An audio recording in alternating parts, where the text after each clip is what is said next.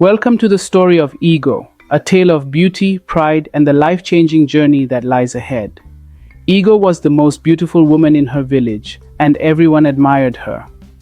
But her pride matched her beauty, and she turned away every suitor who came to her door. Little did she know that her life was about to take a turn she never expected. So keep watching to see how Igbo's choices lead to a journey that changes her life forever. Igbo, a tall, slim, fair-skinned young woman, walked through the bustling streets of Ikeja village with her head held high. At 27 years old, she was the most beautiful woman anyone had ever seen. Everywhere she went, people whispered about her elegance. The market women often paused their work to admire her as she passed. "Look at Igbo," one of the women whispered, shaking her head. "She's like a queen, but her pride." Igbo knew her beauty was her power, and she used it. She believed she deserved only the very best, and no man was good enough for her.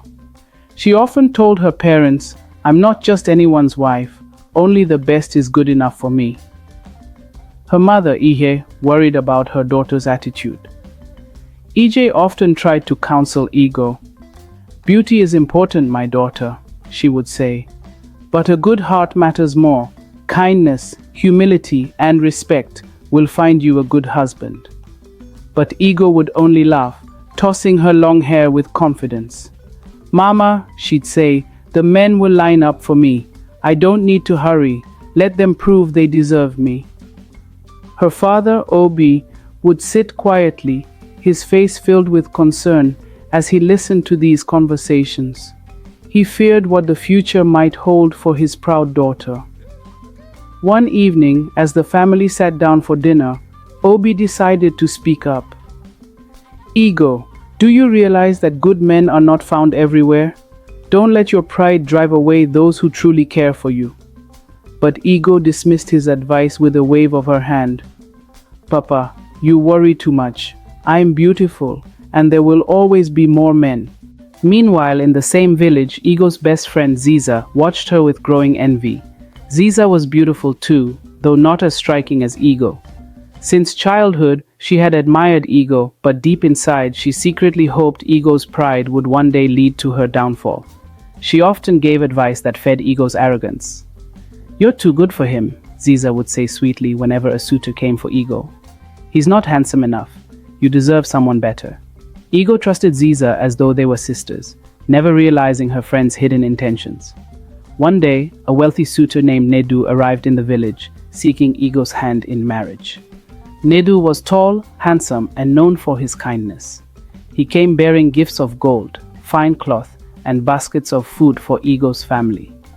Igbo's parents welcomed Nedu warmly, but Igbo barely paid him any attention. She sat on her stool, inspecting her nails as Nedu spoke. "I've come to ask for your hand in marriage," Nedu said gently. "I believe I can provide for you and make you happy." Igbo laughed lightly. "And what exactly can you offer me? Do you think these gifts are enough to impress me?" Nedu, though surprised, replied calmly, "I offer you more than material things. I offer respect, love, and partnership."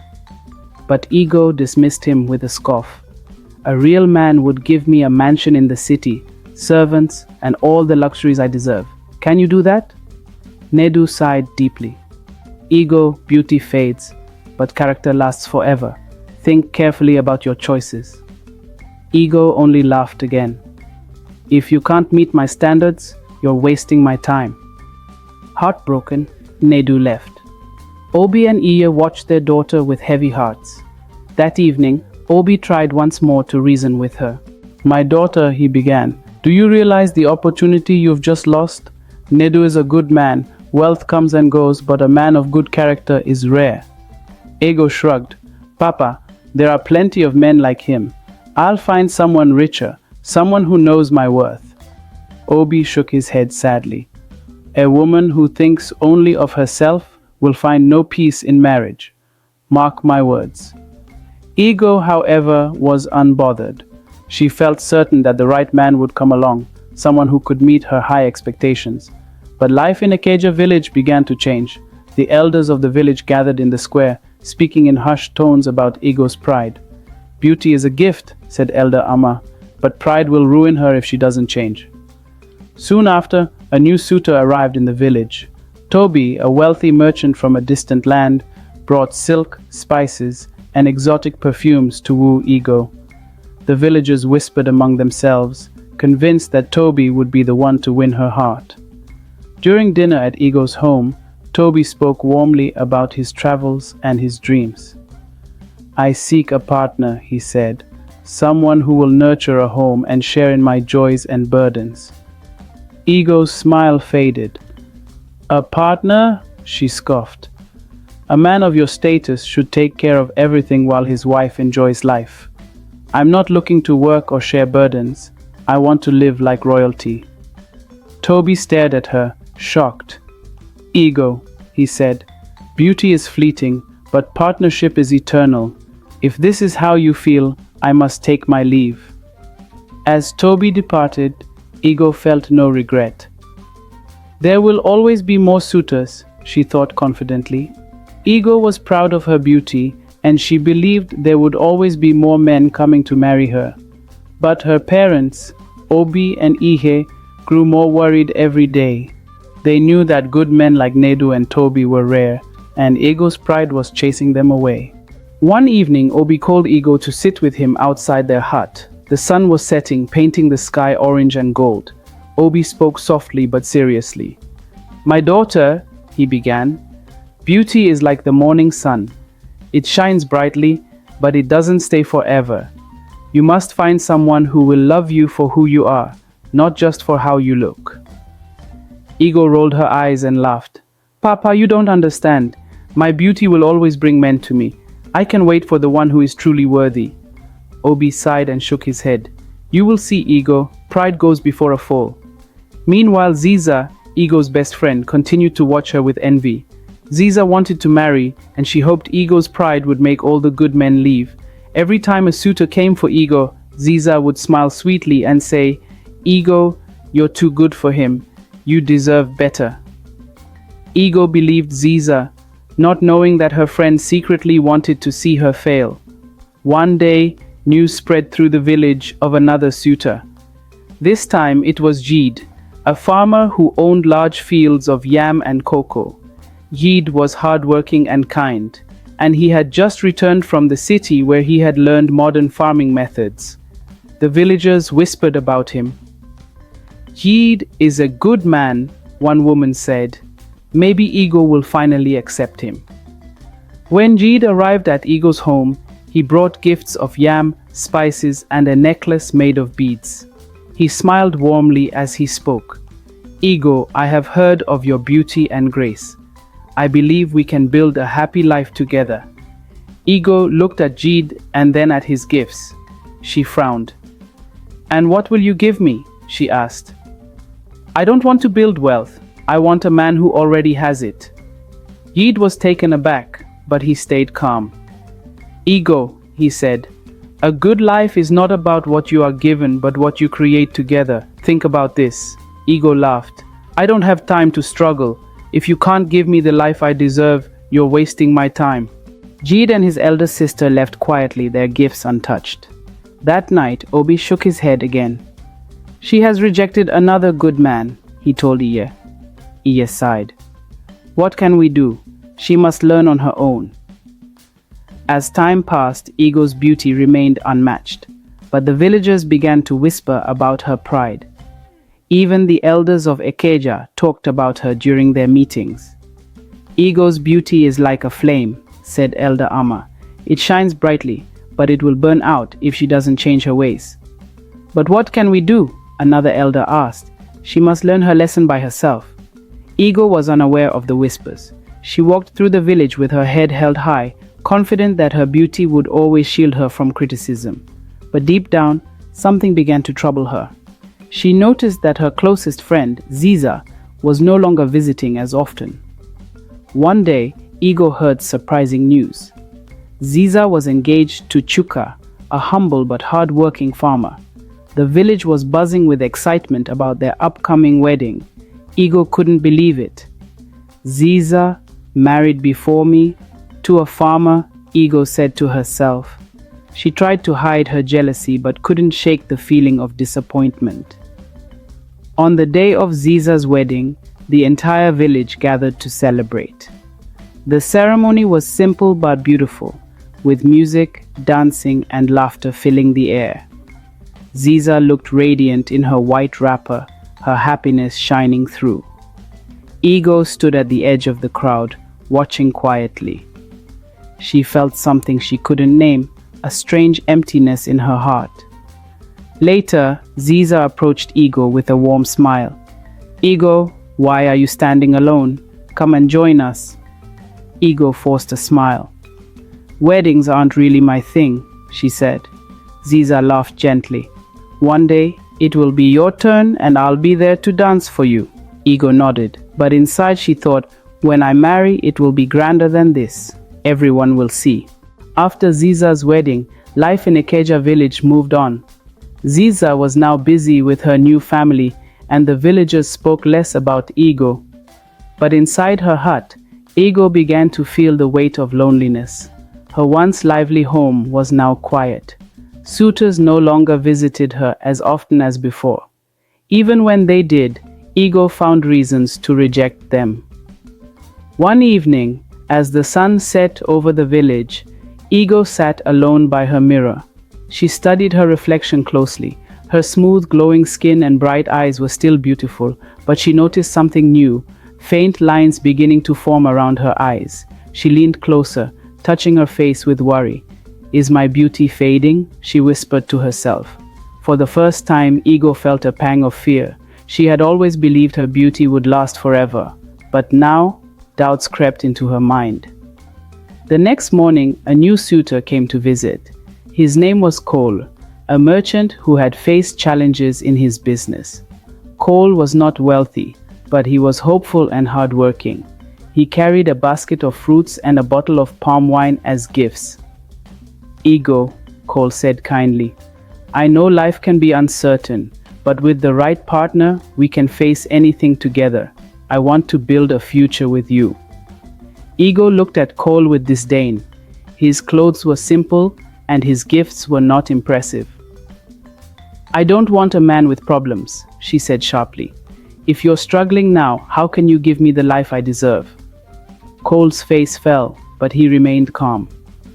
Life is full of struggles, Ego, he said, but with love and determination, we can overcome anything. Ego scoffed. I don't want to struggle. I want a man who has already succeeded. Cole sighed and left, his shoulders heavy with disappointment. Ego didn't feel sorry. She believed there would always be more men to choose from. But time marched on, and the village began to change. Younger women in Ikeja, full of life and humility, were now catching the attention of the men who once admired Ego. These women were kind and respectful, and their modesty made them even more appealing. Ego watched from her hut as the attention she once received slowly faded. Her parents, Obi and Ihe, noticed the change too. They spoke less about suitors and spent more time quietly observing their daughter. One evening, Obi broke the silence. Ego, he said softly, do you see what is happening around you? The world moves on, my daughter. Beauty alone is not enough. Ego didn't reply. She couldn't find the words to explain the emptiness she was beginning to feel. She had spent so many years rejecting men, believing she deserved more, but now she wasn't sure if her choices had been right. A few months later, Ziza gave birth to her first child, a healthy baby boy. The entire village celebrated, bringing gifts and singing songs of joy. Ego visited Ziza, holding the baby in her arms. She smiled, but her heart was heavy. He's beautiful, Ego said quietly. Thank you, Ego, Ziza replied. One day, you'll have a child of your own. Ego forced a smile but couldn't shake the feeling of envy. That night, as she lay in bed, she thought about Ziza's life. It wasn't grand or luxurious, but it was full of love and happiness. Ego wondered if she had made a mistake by chasing wealth and perfection. One evening, as the moonlight bathed the village, Ego had a dream. She saw an old woman sitting under a large tree, weaving a cloth with bright and dull threads. The woman looked up and spoke in a calm but firm voice. "Ego," the woman said, "life is not always what it seems. The brightest thread can fade and the dullest thread can shine. Remember this." Ego woke with a start, her heart racing. She couldn't understand the dream, but it stayed with her. The villagers began to speak openly about Ego's pride. At the market, the women whispered as she walked by. "She used to be the queen of suitors," one woman said, "but now no one even looks at her." "Maybe she'll learn humility one day," another added. Elder Amma overheard the conversation and shook her head. "Pride is like smoke. It rises high but disappears quickly." Ego pretended not to hear the whispers, but inside she felt their sting. She began to notice how lonely her life had become. Her friends were married, raising families, and building lives filled with love and purpose. Ego, meanwhile, sat alone in her hut, the silence pressing against her.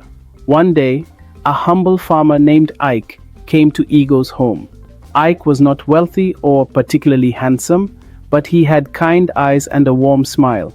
He carried a basket of fresh vegetables as a gift. "Ego," Ike said gently, "I have heard your story. I know you have been waiting for something great, but sometimes the greatest treasures are the simplest ones." Ego stared at Ike, her pride clashing with the emptiness in her heart. For a long moment, she said nothing. Finally, she spoke softly, "I will think about it." After Ike's visit, Ego sat quietly in her hut, thinking about his words. She had spent so many years chasing wealth and perfection that she had never stopped to consider what truly made a person happy. Ike was not rich or grand like the men she had always dreamed of, but his kindness made her pause. She could not understand why, but his words stayed in her mind. Days turned into weeks, and Ego noticed something strange. The villagers no longer greeted her with the same admiration they once did. The market women who used to whisper about her beauty now talked about the younger girls in the village who were getting married and building happy homes. Even the elders who once praised her as a shining example of beauty spoke of her with sadness. "Ego is like a tree with beautiful leaves but no fruit," one elder said during a village meeting. "She must learn before it's too late." Ego heard these words, and for the first time, they hurt. She no longer felt proud or confident. Instead, she felt a growing emptiness that she didn't know how to fill. One evening, Ziza visited Ego with her baby boy. The child giggled and reached out for Ego, his tiny hands grabbing her fingers. Ego smiled softly as she held him. "Ziza," Ego said, her voice quieter than usual, "do you ever feel like you're missing something?" Ziza looked at her friend with kind eyes. "Ego, my life is not perfect, but it is full of love. That is what makes me happy." Ego nodded, but said nothing more.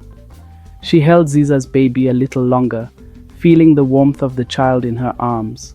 For the first time, she wondered if love was what she had been missing all along. As the months passed, Ego began to change.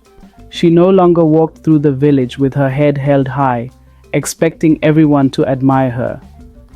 Instead, she spent more time alone, thinking about her life and the choices she had made. She remembered the suitors she had rejected, Nedu, Toby, Jide, and even Cole. Each of them had offered her something valuable, but her pride had blinded her to their worth. One day, Ego went to the market to buy food. She saw Ziza there, laughing with her husband Chuka, as they bought yams and vegetables. The sight of their simple happiness brought a lump to Ego's throat. She quickly turned away, pretending not to see them. At the market, the women whispered as Ego passed by. "Look at her," one woman said. "She was once the queen of beauty, but now no one notices her. Her pride was her downfall," another woman replied. Ego pretended not to hear, but the words stung like sharp thorns. She realized that she was no longer the center of attention. The world had moved on, and she felt left behind. That evening, as the sun set over Acacia, Ego sat outside her hut, staring at the horizon. The sky was painted in shades of orange and pink, and the sound of crickets filled the air. She thought about her parents, Obi and Ike, and how they had always warned her about the dangers of pride. My daughter, Obi had said many times, beauty is like the morning dew. It shines brightly, but it does not last forever. Ego sighed deeply. For the first time, she understood her father's words. The next morning, Ego decided to visit Ike, the humble farmer who had come to her home weeks ago. She walked slowly through the village, her heart pounding with every step. When she reached Ike's farm, she saw him working in the fields, planting yams. His hands were dirty, but his face was calm and content. Ike, Ego called softly. Ike looked up and smiled warmly. Ego, what brings you here? Ego hesitated for a moment, then said, I have been thinking about what you said, about how the greatest treasures are the simplest ones. Ike set down his tools and walked over to her. And what have you decided? Ego took a deep breath. I don't want to live my life alone anymore. I don't need grand things. I just want to find peace and happiness. Ike smiled. Ego, happiness is not about what you have. It's about the people you share it with. For the first time in years, Ego felt a sense of hope. She smiled back at Ike, feeling something warm and unfamiliar in her heart. Thank you for joining us on Ego's incredible journey so far. But her story is not over. What challenges will she face next? And will her pride ever give way to humility? Subscribe now and turn on the notification bell so you don't miss the next exciting chapter of this captivating tale.